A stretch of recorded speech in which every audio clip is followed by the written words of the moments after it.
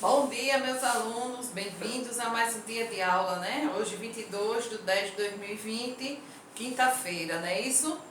Hoje nós vamos iniciar com o assunto comparações de frações, que está no livro de vocês, na página 194, tá certo? Esse assunto aqui, ó, 194, tá certo? A primeira parte é explicativa e a segunda parte é uma atividade.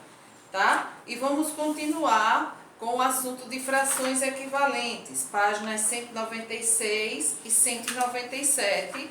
E a seguir vocês vão realizar a atividade das páginas 198 e 199. Como sempre, a tia vai deixar tudo lá postado na descrição do vídeo, tá certo? Então eu coloquei aqui no quadro, tá? Um resumo sobre o assunto comparações de frações, que é para dar aquela facilitada no entendimento de vocês, tá bom? Então vamos lá. Como a gente vai iniciar? Nesse processo de comparações de frações, nós vamos usar dois sinais. E eles estão aqui, ó. É o maior que e o menor que. Aí muita gente, quando eu estou dando esse assunto, muitos alunos sempre dizem: tia, mas é difícil, a gente confunde os sinais, a gente sempre troca a posição. Vou ensinar, como eu venho ensinando ao longo desses anos, e vocês vão levar essa lição para a vida toda, tá? Porque tem gente que passa a vida toda, entra na universidade, termina os estudos e não consegue distinguir esses dois sinais, né? São dois sinais simples, mas que realmente confundem a cabeça de muita gente ainda por aí hoje em dia. Dica: como é que eu sei quem é o sinal do maior, quem é o sinal do menor? Gente, preste atenção no que eu vou falar. Eu vou colocar os sinais aqui abaixo, tá? E vou mostrar a vocês o que é que a gente vai fazer para distinguir esses dois sinais. Vou colocar esse primeiro e depois o segundo sinal, tá? Um aberto para minha esquerda, né? E o outro aberto para minha direita. Esquerda, direita. O que é que eu vou fazer? Nesse daqui, eu passo um traço no meio, bem como nesse outro. Esse traço que foi passado, ele vai nos dar a ideia de algarismo, de número, tá? O primeiro que eu passei um traço, se a gente colocar ele nessa posição, ele vai lembrar um número 7. Tá? Vai lembrar aqui pra gente o número 7. E o segundo vai nos lembrar o número 4, certo? Então, a gente sabe que 7 é maior do que 4. Simples. Quando eu passar o traço dentro do sinal e ele me lembrar o 7, ele vai ser o maior. Quando eu passar o traço dentro do sinal e ele me lembrar o 4, ele vai ser o menor. E isso aí não muda, tá? Não muda. Tia, mas se eu estiver fazendo uma prova, estiver lá em um exame, alguma coisa do tipo, e na hora não tiver onde fazer, tem, gente, vai lá na tua mãozinha mesmo, pega a caneta que está com ela, ou lápis, ou um pedacinho de folha, e risca lá clarinho os sinais e passa o tracinho no meio. O que te lembrar o 7 é o maior, o que te lembrar o 4 é o menor, tá certo? Então a nossa dica, a nossa primeira dica de hoje é essa aqui, tá bom? Então agora a gente vai dar continuidade, tá? No sistema de comparações de frações. O que é que eu vou fazer para comparar as frações? Eu coloquei para vocês aqui dois exemplos, exemplo 1 e exemplo 2. O exemplo 1, eu usei o sinal do maior que, e no exemplo 2 eu usei o sinal do menor que. O que é que eu faço para distinguir? Toda vez que eu for comparar as frações, tá? Eu vou ter que sempre olhar o numerador e o denominador, tanto da primeira quanto da segunda, numerador e denominador. Na minha primeira fração eu tenho o numerador 7 e o denominador 6, eu tenho a fração 7 sextos. Na minha segunda fração eu tenho o numerador 4 e o denominador 6. Eu leio essa fração como 4 sextos. Outra coisa que eu tenho aqui em comum, fração de denominadores iguais, tá? Quando as frações possuírem denominadores iguais, nós vamos comparar essas frações usando os numeradores, tá? Então, eu vou pôr essa fração aqui embaixo e mostrar para vocês o que foi feito aqui. 7/6 e 4/6. Os numeradores aqui, eles são iguais entre si. Eu não posso comparar denominadores iguais, mas eu posso comparar os numeradores. Se 7 é maior do que 4, tá? A posição da leitura do número já indica qual o sinal que eu vou usar. Eu disse o quê? 7 maior do que 4. Então, qual foi o sinal citado? O sinal do maior. Então, eu vou lá, tá? E preencho aqui no meio com o sinal. Comparar a fração é isso, tá? Identificar quem é a menor ou a maior fração, ou a maior ou a menor fração na ordem que elas aparecem. Aí, dada a fração e feita a comparação, colocando-se o sinal, a leitura da fração fica 7/6 maior que 4/6. Essa é a leitura por extenso da fração, tá? Já no exemplo 2, tá? Eu tenho o mesmo procedimento do exemplo 1, denominadores iguais. Fração 3/4, fração 6/4. Vou identificar a fração pelos numeradores, porque os denominadores são iguais. E como eu disse a vocês aqui, a gente não compara fração com denominadores. Nós vamos comparar aí os numeradores, no caso, os números de cima, tá? Então, o que é que eu vou fazer? Como a própria fração aí já indica, né? 3/4 e 6/4. Então, ao ler a fração, eu já sei o sinal que eu vou usar. 3/4 é menor, o 3 não é menor do que o 6, então é o sinal do menor que eu vou usar. 3/4 é menor do que 6/4. E comparar a fração é somente isso. Observar os numeradores, através da leitura, colocar o sinal. A regrinha para o sinal, vocês já aprenderam e eu vou deixar mais uma vez aqui. Sim, a propósito, a leitura dessa fração. 3/4 menor que 6/4. Né? Ao comparar, ao fazer a leitura, antes de sinalizar, antes de usar os sinais do maior que e menor que, automaticamente, na leitura, eu já sei o sinal que eu vou usar. Então, vou deixar para vocês. Sinal do maior, lembra o 7. Sinal do menor, lembra o 4. 7 é o maior e 4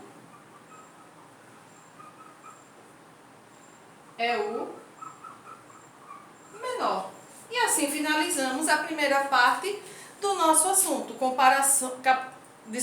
comparações de frações. Aí agora a gente vai dar sequência com as frações equivalentes, tá? Aprendemos a primeira parte e vamos para a segunda. Também é fácil, tá? Se vocês prestarem atenção, quem estudou tabuada de multiplicação vai tirar de letra, tá certo? Então aqui nós temos agora, tá? As frações equivalentes, certo? Nós temos aqui o símbolo da equivalência, esse tiozinho aqui, né? Esse sinal que parece, que nos lembra o tio lá que usamos na nossa língua portuguesa. E lê-se equivalente, tá, gente? Então, como é que eu vou fazer? Como é que eu vou descobrir frações equivalentes? Vou pegar um número natural, tá? Sempre começando pelo número 1 ou 2, depende do que se peça na questão. E a seguir você vai tomar como base, como eu coloquei aqui no exemplo, a primeira fração dada. Sempre que você for procurar as frações equivalentes, lá vai ter sempre a fração base, a fração inicial, da qual vocês vão achar todas as outras frações. O que é que vocês vão fazer para achar essas frações? Eu tenho aí a fração 2/3. Então, eu vou multiplicar. Vou seguir a sequência da tabuada. Quando a gente monta a nossa tabuada lá, a gente sai multiplicando assim. Vamos pegar a tabuada de 2, tá? 2 vezes 1, 2 vezes 2. Sequência. Sempre na sequência, né? 2 vezes 3, 2 vezes 4. E assim sucessivamente. Tá? Até chegar ao 10. Geralmente ele pede uma quantidade limite para você achar a equivalência das frações. Aqui eu coloquei, no caso, as 4 primeiras. Essa multiplicação por 1, geralmente, nessa fração a gente não faz, porque o resultado vai dar ele mesmo. Se eu multiplicar 2 por 1, vou achar 2, e 3 por 1, vou achar 3, vou achar a mesma fração, não é interessante. Então, isso aqui, para a equivalência, ela não vai funcionar. Então, nós vamos usar a tabuada a partir da multiplicação pelo número 2. Tá? Então, eu vou fazer uma sequência. Eu vou pegar o número 2 e vou multiplicar tanto com o numerador quanto com o denominador. Para eu não me atrapalhar, ou seja, para vocês não se atrapalharem, vocês podem usar esse processo. Pego o sinal de vezes, coloco em cima do denominador e o primeiro número da sequência. Sempre fazendo a fração e usando o sinal da equivalência quando achar o resultado. Então, eu vou multiplicar aqui, ó. 2 vezes 2, 4. E 3 vezes 2, 6. Sinal da equivalência, né? Equivalente, tá? É meu tronchinho, deixa a tia dar uma ajeitada aqui, né? Que às vezes a gente dá aquela erradinha básica, né? Multipliquei, achei minha primeira fração. Quem é a sequência da tabuada? 2, 3, 4, 5, né? Então, agora eu vou multiplicar por 3.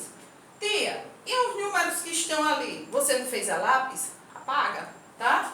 No caso aqui, a tia vai dar uma apagadinha para fazer a multiplicação por 3. Não é isso? Muito bem. Vamos lá, achar a próxima fração. 2 vezes 3 é o numerador, é 6. E 3 vezes 3, 9. Sinal da equivalência de novo. Tiro 3, vou multiplicar agora por quanto? Sequência. Sempre usando a sequência. Não pode esquecer a sequência dos números. Se foi por 3, agora por 4. 2 vezes 4, 8. E 3 vezes 4, 12. Se eu quiser continuar, eu multiplico por 5, por 6, por 7. Mas se eu quiser parar aqui, o que é que eu vou fazer? Vírgula, etc. E indica que isso aqui continua, tá certo? Continua. No livro de vocês, na página 197, tem exatamente isso que a tia fez aí. Só que aqui ele usa outro tipo de fração. Ele usa a fração aqui 2/5, tá? Mas mostra a mesma sequência, certo? Para encontrarmos frações equivalentes, basta multiplicar o seu numerador, né? E o seu denominador por um número natural diferente de 0. Ou seja, nenhum cabe aí, porque a gente vai repetir a fração que já foi dada. Todo número multiplicado por 1 é igual ao próprio número dado. Então, aí a gente já segue a sequência com 2, tá? Assim, se desejarmos calcular a fração equivalente a 2/5, com o denominador 30, devemos calcular o novo numerador. Como 5 vezes 6 é igual a 30, então 6 foi o número multiplicado pelo denominador anterior. Presta atenção aí, tá? Vou explicar. Para obter o novo denominador 30. Logo, para encontrar o novo numerador da fração equivalente desejada, multiplicamos o numerador anterior 2 pelo mesmo número 6. Gente, eu gosto de fazer dessa forma, porque não enrola a cabecinha de vocês, não complica, tá?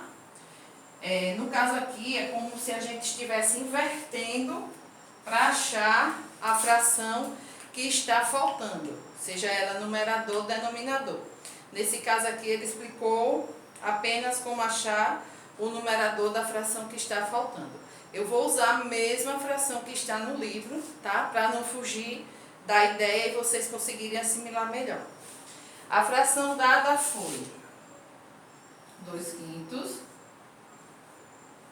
Na segunda fração, nós não temos numerador, mas temos o denominador, que é 30. Pronto, tia, agora o negócio pegou. Um monte de número desse, como é que eu vou fazer para achar isso aqui?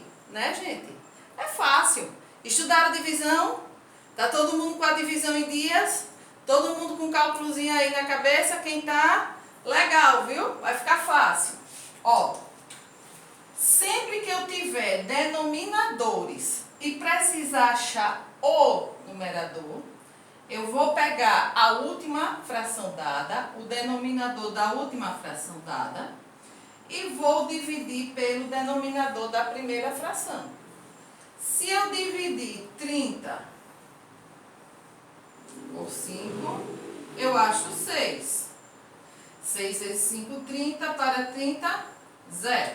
Achei 6. Eu já tenho 6. E agora, o que é que eu faço para achar isso aqui? Fácil. Tu não achou o 6 aí, não foi? A gente aqui no cálculo não achou o cidadão aqui, o 6. Você vai pegar o 6 e vai multiplicar ele aqui, ó, com o numerador, tá? 6 vezes 2, 12. E achei a fração que faltava. Prova. Se eu multiplicar o 6 por 2 e o 6 por 5, vou achar justamente a fração que eu preciso, que é a fração equivalente, né? Parece um joguinho isso aí, não é verdade? 6 vezes 2, 12, 6 vezes 5, 30. E achamos a fração, certo? Então, vocês vão fazer esse processo com as demais frações que aparecerem. Deixa eu ver se na atividade tem alguma. Eu creio que não. Ele só colocou mais aí para explicar, mas... tem mais o conjunto, comparação de fração, complete, né? Mas a fração mesmo em si, ele não dá, ele não traz, tá certo? Então, como não tem, então a gente vai ficar aqui. Se vocês quiserem outro exemplo, deixa eu colocar outro exemplo aqui. 3/5 é igual, deixa eu botar 20 aqui e ver quem é que a gente acha aqui. Eu sei que 20 é divisível por 5, dá uma divisão exata. Então, vou lá e divido 20 por 5. Quem é que eu acho? 4. Aqui dá 0, né? Porque 4 vezes 5 é 20, menos 20, 0. Achado o quociente, eu vou pegar ele e vou fazer o quê? Ó? Vou jogar ele aqui para frente do 3 e multiplicar e achar o numerador que estava faltando. 4 vezes 3, 12. Aí a prova. Se eu multiplicar o 4 por 3 e o 4 por 5, eu vou ter exatamente essa fração. 4 vezes 3, 12. 4 vezes 5, 20. Tá? Se vocês tiverem alguma dúvida, se vocês não tiverem entendido qualquer parte do assunto, na sexta-feira, tá lá na postagem das atividades da semana que eu deixei no grupo do 4º ano, eu coloquei que é uma aula de tira dúvidas, tá? Então, os assuntos que nós já vimos agora, após as provas, vocês podem pegar qualquer parte do assunto, qualquer questão que não entenderam, e chega lá e fala para mim: tia, ó, não entendi essa questão, eu não estou conseguindo fazer aquele processo que a senhora ensinou da divisão para achar a próxima fração equivalente, que a gente usa divisão, eu não assimilei direito. Fala, gente, fala, que a tia está aqui para isso, para tirar a dúvida de vocês. O que eu quero é que vocês aprendam, tá? Aprendam. Então, espero vocês na sexta-feira para a nossa aula de tirar dúvidas. Façam as atividades e assistam os vídeos, tá? Eu sei que tem gente aí meio enroladinho que não está assistindo os vídeos. Sai lá um pouquinho do jogo, tira uma horinha, assiste os vídeos, faz a atividade, deixa tudo em dia, deixa tudo ok. Estamos chegando ao final do ano, lembra aí.